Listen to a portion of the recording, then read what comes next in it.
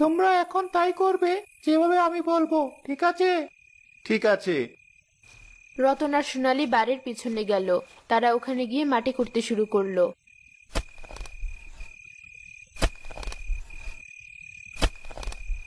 হঠাৎ অনেক ঝড় শুরু হলো।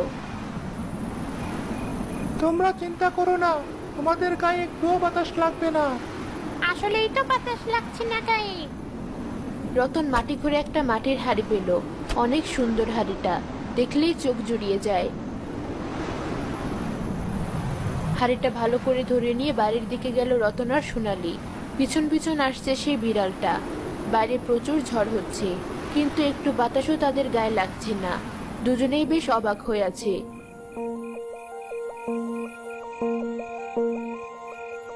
এখন এটা কোথায় রাখা যায়? বিড়াল বলেছিল এটাকে খুব যত্নে রাখতে। আপনারা এটা আপনাদের খাটের নিচে রাখুন। বেশ, এবার এই হাড়িতে আপনারা যা চাবেন তাই পাবেন। যা চাইবো তাই পাবো? হ্যাঁ, তাই পাবেন। কিন্তু সাবধান, একদমই লোভ করবেন না। যতটুকু দরকার ততটুকুই চাইবেন শুধু। মন দিয়ে যদি সত্যি সত্যি কিছু চান, পরের দিন এই হাড়িতে তাই পাবেন। রতন আর সোনালি বিড়ালের কথা শুনে খুব অবাক হয়ে গেল। তাহলে এখন আমি চলি। বিড়ালটা আবার স্বাভাবিক বিড়ালের মতো হয়ে গেল। তারপর জানালা দিয়ে লাফ দিয়ে চলে গেল। তাহলে আমরা কি চাইবো সোনালি? চলো আমরা একসাথে বসে মন দিয়ে চাই, যেন আমাদের এই দুরবস্থা দূর হয়, যেন পর্যাপ্ত পরিমাণ টাকা পয়সা হাতে আসে। দুজনে বসে বসে অনেকক্ষণ হাত জোড় করে মনে মনে চাইলো।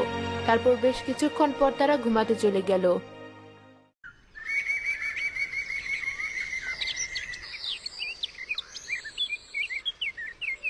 সকালে রতনের ঘুম ভাঙলো সোনালির ডাকে। শুনছো, এই তো চমৎকার। কি হয়েছে? সোনালি রতনের দিকে হাড়িটা এগিয়ে দিল। দুজনে দেখলো হাড়ির ভিতর বেশ কিছু টাকা রয়েছে। উনি আমাদের দিকে মুখ তুলে চেয়েছেন। আজ তাহলে তুমি ভালো করে বাজার করে আনো, তোমাকে ভালো রান্না করে খাওয়াবো। দুজনেই বেশ খুশি। রতন বিছানা থেকে উঠে বাজারে চলে গেল। বাজারে গিয়ে অনেক কিছু কিনলো।